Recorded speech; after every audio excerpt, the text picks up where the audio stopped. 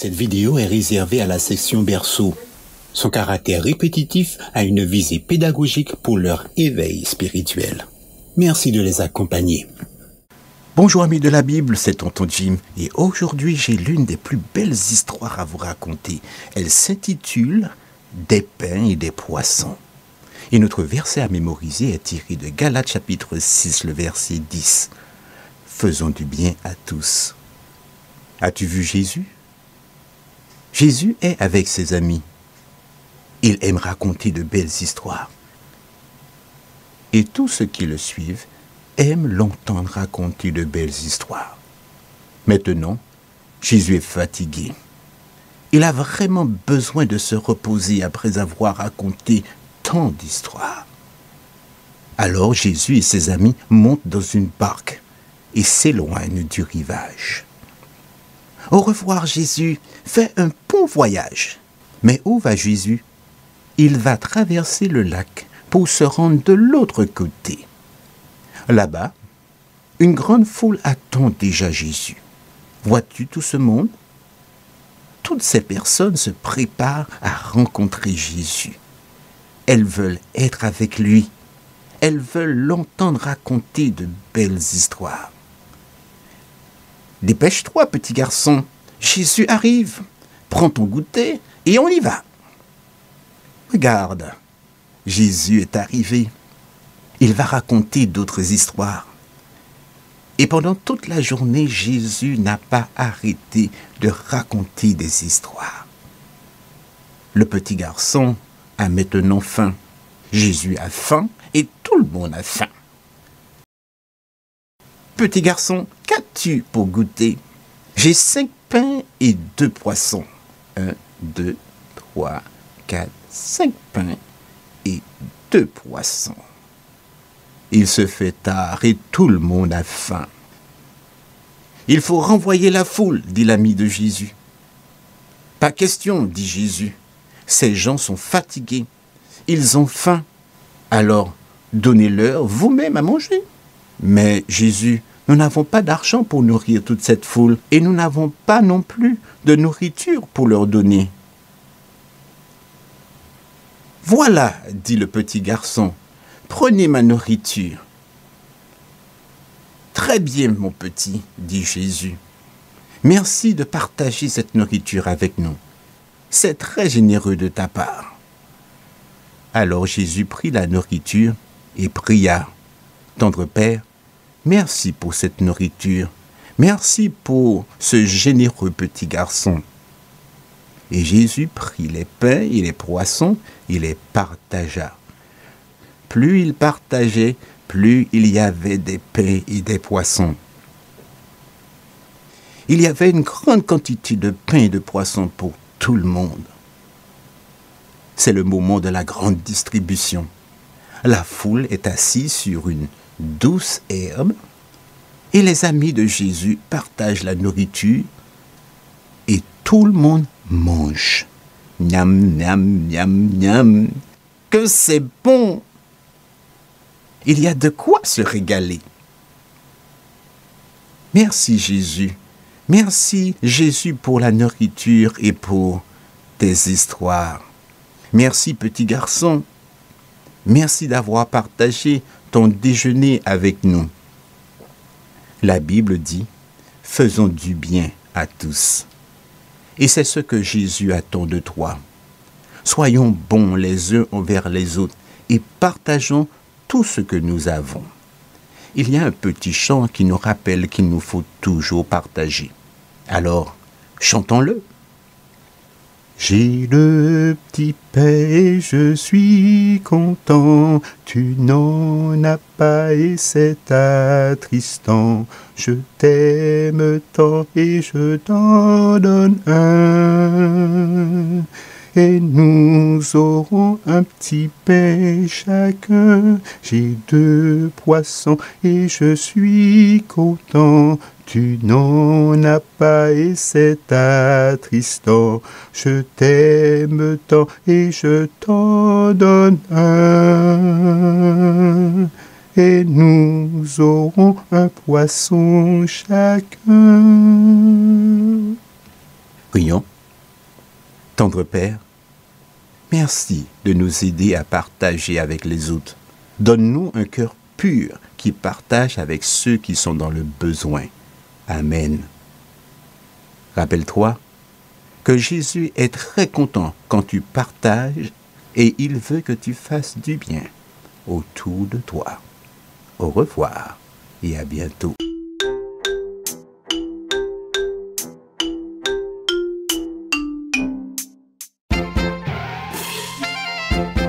Bonjour les enfants, c'est Lorena qui vous parle. Aujourd'hui, je vous amène une très belle histoire qui s'appelle « Jésus se rend à une fête de noces ».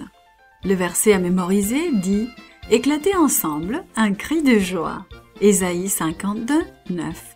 Et le message aujourd'hui nous dit que nous passons de bons moments en famille et avec les amis. Aimes-tu les fêtes? Aimes-tu manger de la nourriture délicieuse et jouer à des jeux avec ta famille et tes amis? Jésus aussi aimait avoir du plaisir. Il aimait rencontrer sa famille et ses amis. Jésus et ses amis se rendaient à une fête. Non, c'était pas une fête d'anniversaire. C'était une fête des noces. Dans la région où Jésus vivait, les gens qui se mariaient organisaient une fête qui durait plus qu'une journée. En fait, elle pouvait durer plusieurs jours. Ils avaient donc beaucoup de nourriture à manger et du jus à boire. Pendant la fête, les gens parlaient et mangeaient ensemble. Ils passaient un moment merveilleux. Certaines personnes de la parenté de Jésus se trouvaient à cette fête des noces. Marie, sa mère, était là. Elle avait apporté son aide pour l'organisation de la fête. Il avait aussi aidé à préparer une partie de la nourriture. Certains des amis spéciaux de Jésus étaient aussi là. Tout le monde avait du plaisir. Ils ne savaient pas que les personnes qui avaient organisé la fête s'inquiétaient. Les serviteurs vinrent à Marie et lui dirent « Il n'y a plus de jus. Qu'allons-nous faire? La fête sera gâchée. La mariée et le marié seront tellement embarrassés. » Lorsque vous avez une fête, vous ne voulez surtout pas manquer de nourriture ou de jus. Ça, par exemple, songeait la mère de Jésus. Que puis-je faire? Marie se retourna et aperçut Jésus, et se dirigea calmement vers lui et lui dit « Il n'y a plus de jus. Que pouvons-nous faire ?» Jésus regarda autour. Il vit des grands vases à eau. Il savait ce qu'il pouvait faire pour les aider. Il parla à voix basse aux hommes qui aidaient les organisateurs de la fête. « Allez remplir les vases avec de l'eau, dit-il. » Les hommes devinrent perplexes. « En quoi cela nous avancera-t-il » se demandèrent-ils. Mais ils firent ce que Jésus disait et commencèrent à remplir les vases avec de l'eau.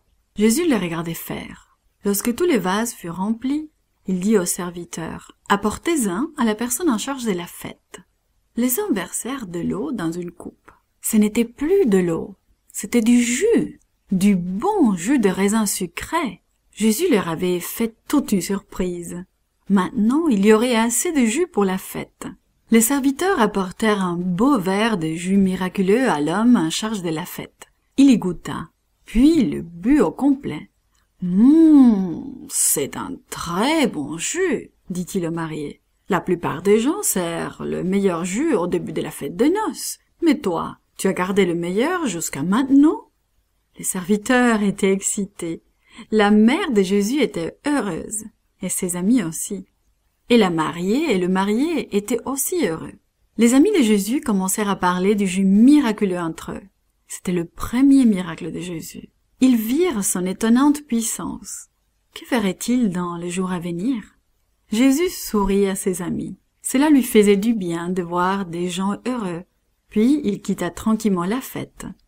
Il avait fait ce que sa mère lui avait demandé. Il y avait suffisamment de bonne nourriture et de jus sucrés pour chacun. Jésus a montré de l'amour alors qu'il assistait à la fête. Il a montré de l'amour à la mariée, au marié, à sa mère et à ses amis. Les moments heureux que tu passes avec tes amis et ta famille sont aussi spéciaux pour Jésus. Il veut que tu montres de l'amour aux autres lorsque tu as du plaisir avec eux.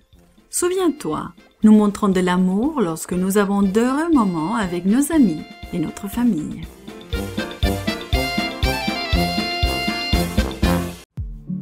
Coucou, tu as entre 10 ans et 14 ans? Alors je suis heureuse de te souhaiter la bienvenue pour notre moment de partage. Mais entre nous, quel que soit ton âge, tu peux rester avec nous. Alors, Il y a comme un air de vacances qui flotte déjà, n'est-ce pas? Qui dit vacances dit malheureusement séparation avec tes amis. Cependant, tu pourras les appeler et probablement les rencontrer. L'amitié? L'amitié, c'est justement le sujet de notre étude de cette semaine qui a pour thème un véritable ami. À travers notre récit, nous avons découvert combien Timothée était content de recevoir des nouvelles de son cher ami Paul. Il aimait les lettres encourageantes et édifiantes de Paul. Il était toujours heureux de découvrir ce que Dieu faisait dans la vie de son ami Paul. Revoyons ensemble la lettre que tu pourras relire dans 1 Timothée 1. Cher Timothée, tu es comme un fils pour moi dans cette foi que nous partageons. Que le Seigneur t'accorde sa grâce et sa miséricorde et sa paix. La grâce signifie beaucoup pour moi, Timothée. Même si autrefois j'étais un homme violent qui persécutait le peuple de Dieu, le Seigneur m'a fait miséricorde. Il a déversé abondamment sa grâce sur moi et il m'a donné la foi et l'amour par Jésus. Tu vois, Timothée, Jésus est venu sur cette terre pour sauver des pécheurs. Et s'il peut me sauver, il peut sauver n'importe qui. J'étais le premier des pécheurs. Tu ne croirais jamais ce que j'ai fait. J'ai acclamé ceux qui lapidaient Étienne. J'ai poursuivi les chrétiens et je les ai jetés en prison. Est-ce que je t'ai dit que j'étais un homme violent? Je n'avais aucune sympathie pour ces gens. Je pensais même que je faisais une faveur à Dieu. J'étais tellement ignorant. Mais pour cette raison, Dieu a choisi de me donner sa miséricorde. Il m'a montré combien il est patient et rempli d'amour. Jésus m'a offert son amour et son amitié. S'il pouvait devenir mon ami, il peut devenir l'ami de quiconque. Dieu veut être avec moi éternellement. C'est ce que fait la grâce. Et il veut la même chose pour toi. Je veux simplement louer et honorer Dieu éternellement. Il fallait que je partage cela avec toi, Timothée. Je veux que tu sois aussi heureux que moi avec Jésus-Christ, celui qui est notre meilleur ami. Il t'aime encore plus que je t'aime. À ton service, Paul. Qu'avons-nous retenu? L'amour patient de Dieu ne cessait de se manifester envers Paul, et il fait de même envers chacun d'entre nous encore aujourd'hui. Nous ne pouvons rien faire pour mériter ou augmenter l'amour de Dieu envers nous. Et rien de ce que nous pouvons faire ne pourra empêcher l'amour patient d'œuvrer à notre salut. Cet amour étonnant, c'est la grâce. Et la grâce de Dieu nous transforme. Il nous est dit dans 1 Timothée 1 au verset 14, « La grâce de notre Seigneur a surabondé avec la foi et l'amour qui est en Jésus-Christ. » Vois-tu, Dieu désire également se lier d'amitié avec chacun de nous. Il souhaite plus que tout que nous le connaissions personnellement. Jésus désire être ton ami également. Veux-tu toi aussi être son ami? Prions ensemble. Seigneur, je voudrais te dire merci. Merci pour ta patience, pour ton amour envers chacun de nous. Que nous puissions t'accepter dans nos vies dès aujourd'hui et pour toujours. Au nom de Jésus. Amen. Voilà, le moment de nous séparer est déjà arrivé. Je te souhaite une bonne étude et rendez-vous samedi prochain à la même heure, Dieu voulant. Bye bye!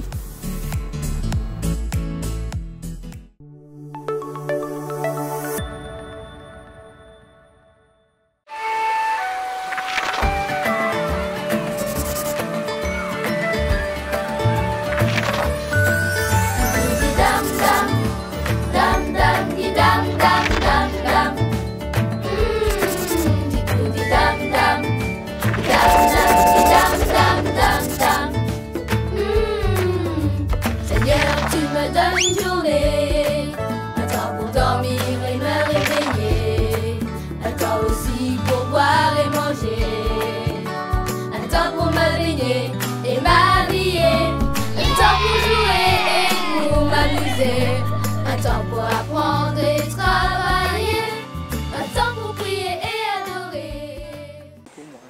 Depuis ce matin, Mathéo joue au journaliste. Avec son copain Mike, ils doivent écrire un petit article sur le cœur pour le journal de l'école. Ils ont déjà interviewé tous leurs parents respectifs et plusieurs voisins. C'est maintenant au tour de Mamie et Estelle et c'est Mathéo qui s'en charge. Mamie et Estelle, Oui. j'aimerais vous poser quelques questions sur le cœur. Pourriez-vous y répondre?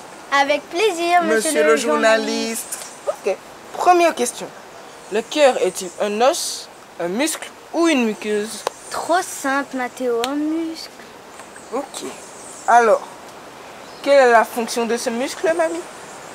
Il sert à faire circuler le sang dans notre organisme. Le cœur est-il gros comme un genou, une épaule ou un poing? Un point, Mathéo. Peux-tu poser de vraies questions, s'il te plaît? T'es sûr? Ben ok, j'y vais. Alors, dis-moi, combien de fois par jour bat le cœur? En moyenne, bien sûr. 10 000, je crois. Faux et archi faux. Tu vois, tu ne t'y connais pas parfaitement sur le sujet. Mamie, à toi d'y répondre. Eh bien, le cœur, il bat en moyenne 100 000 fois par jour. Bravo. Alors, comment s'appelle la cage qui protège le cœur? La cage thoracique, monsieur le journaliste. Et entre quels organes se trouve le cœur? Entre les poumons, bien évidemment. Beau rattrapage, Estelle. Et mamie, une question pour toi. Penses-tu qu'il y a un lien entre le cœur et les sentiments? Alors, le cœur est le siège de nos émotions. En fait, ce que nous ressentons, ça vient du cœur. Quand on aime ou qu'on déteste quelqu'un, ces sentiments-là viennent de notre cœur. Et très souvent, quand on ne sait pas comment réagir face à une situation quelconque, eh bien, on nous dit, écoute ton cœur. Maintenant, une autre question pour vous deux. Pensez-vous que le cœur et l'intelligence peuvent-ils faire un bon ménage? Bon, là, je te laisse répondre. Ouais, c'est ça. Eh bien, Dieu nous a donné l'intelligence qui nous permet de comprendre, d'analyser et ensuite d'agir. Je me souviens, un jour, une de mes amies a dit à quelqu'un qui l'avait trahi, « Je devrais te haïr pour ce que tu m'as fait.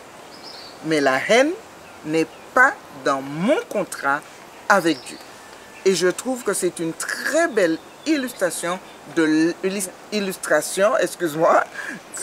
l'harmonie qui doit régner entre le cœur et l'intelligence. J'aime bien ta réponse, mamie. Et je pense que Mike sera d'accord pour la mettre dans notre article. Eh bien, j'espère bien. Pas un problème. Donc, les intentions du cœur peuvent parfois être mauvaises. Malheureusement, oui. Autant il faut combattre et rejeter une mauvaise intention, autant nous devons transformer une bonne intention en action positive. Oui, mais ce n'est pas si facile, mamie. Je te l'accorde, Estelle. Mais c'est un des aspects de la gestion chrétienne de la vie. Et ce qu'il ne faut pas oublier, c'est que tu n'es pas toute seule à gérer. Dieu sera toujours là pour t'aider. Et mamie, une autre question pour toi. Oui? Toi qui connais si bien les vertus de ton verger, quels fruits recommanderais-tu pour une bonne santé du cœur? Tous les fruits pourraient convenir. Mais je vais m'arrêter à l'avocat. Parce que c'est le seul fruit qui contient les acides gras qui nous aident à lutter contre le mauvais cholestérol. Il est plein de vitamines. L'avocat est aussi riche en vitamine K. Et la vitamine K est essentielle à la coagulation du sang et permet aussi de garder un taux de sucre stable. Donc, ce qui permet de lutter contre le diabète. Une question pour toi, Estelle. Que faut-il faire pour avoir un cœur en bonne santé? Il faut avoir une alimentation saine, pratiquer une activité physique régulière comme moi, Moi aussi, je fais du sport. Hein. éviter l'alcool et les cigarettes comme toi. Oh, mais je fais pas ça. Quand même, Estelle. Il faut bien dormir et aussi manger de l'avocat. Bien sûr, l'avocat. Et quand ton cœur est en bonne santé, eh bien c'est tout ton corps qui est en bonne santé. Mamie, tu parles de la santé physique ou de la santé spirituelle? Les deux. De la même manière que notre santé physique dépend de l'état de notre cœur, notre santé spirituelle dépend de ce que nous cultivons dans notre cœur. Donc, cultiver de bonnes intentions dans un cœur sain fortifie nos vies et nous rapproche de Dieu. Belle conclusion, monsieur le journaliste. Et là, je crois que nous pourrions... Prier? Oui, prier. Oui, voilà. Seigneur, nous te remercions de nous avoir donné un cœur avec toutes ses fonctions. Nous te demandons de nous aider à cultiver de bonnes intentions dans ce cœur afin que nous puissions toujours être agréables. Amen.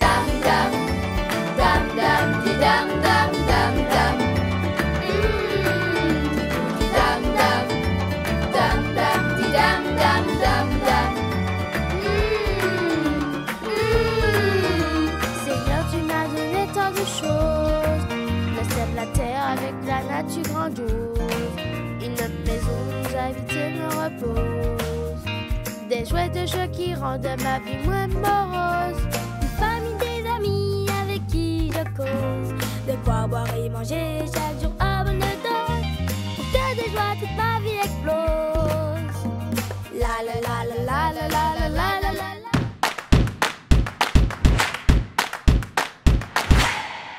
Salut les amis, si vous aimez nos vidéos, abonnez-vous.